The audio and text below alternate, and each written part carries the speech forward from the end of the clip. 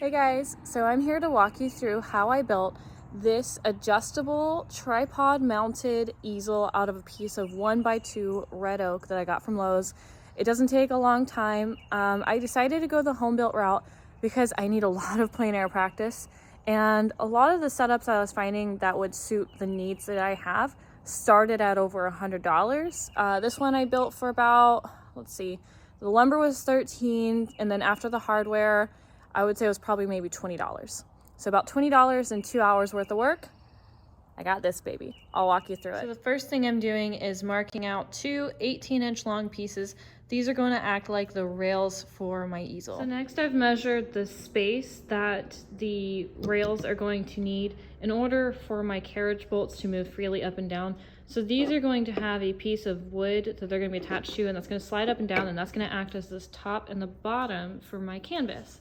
So I need a piece that's going to go on the very top and the very bottom of my rails here to hold them stable, and then one in the center that I'm going to attach my tripod mounting screw to. So I'm going to give these a quick sand to just get rid of some of those little flakes that the saw created. Okay, so now we're ready to attach the tops and bottoms. So I have it spaced properly with my carriage bolts, so I know it's not going to be too loose or too tight.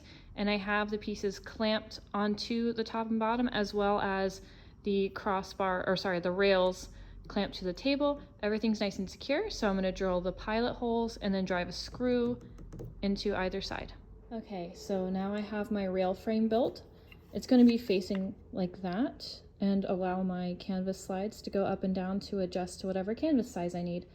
Next, I need to insert the tripod attachment T-nut to the backing and decide how high up I want this to go on my tripod. This is the T-nut, so this is going to be what allows my block to attach to my tripod quick release plate. Once this is attached to this piece, this is going to go on the back of my frame and allow me to attach my frame to my tripod.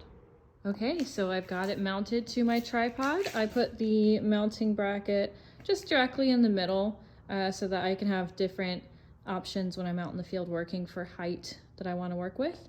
Now all I have to do is make the slides.